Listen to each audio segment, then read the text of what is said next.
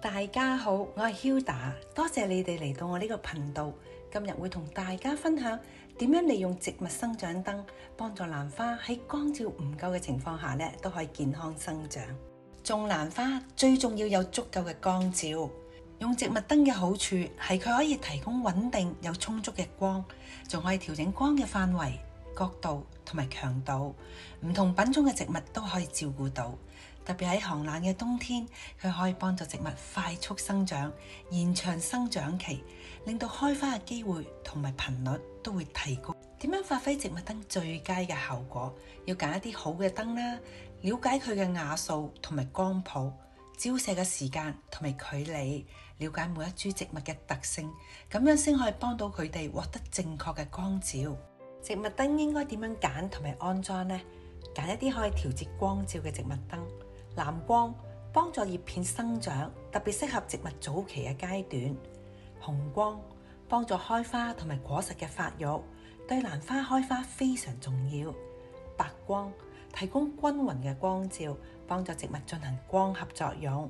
全光譜嘅 LED 燈模擬自然光，有藍光同埋紅光，呢種光符合人眼嘅舒適度，亦都可以滿足植物生長嘅條件。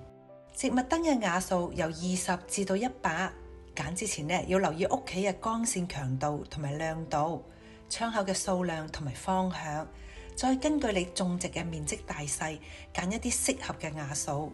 安裝生長燈最好就係距離植物大概係30至到60厘米，燈光過近係會燒傷葉片嘅，太遠對植物又冇幫助。根據生長燈嘅功率同埋光嘅強度，適當調整距離。生長燈照射嘅時間建議喺10個小時以內，過多嘅光照會灼傷葉片啦，同埋變黃。唔同嘅植物對光照嘅時間需求都唔一樣嘅。蝴蝶蘭同埋石斛蘭對光照嘅要求就比較低，卡特蘭同埋文心蘭就中意明亮嘅光照。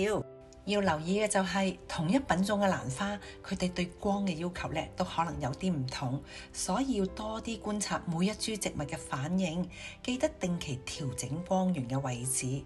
開花期間，佢哋對光照嘅需求就會減少㗎喇。用植物燈喺照顧蘭花方面都要調整，植物燈會發熱，所以要避免環境變得過熱或者太乾燥。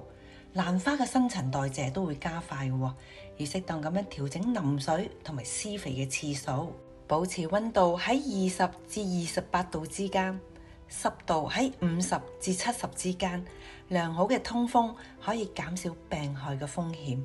今日就同大家分享到呢度，希望可以幫到大家了解植物燈嘅優點同埋用法。如果有任何問題，可以隨時留言俾我。多謝你哋嘅收看。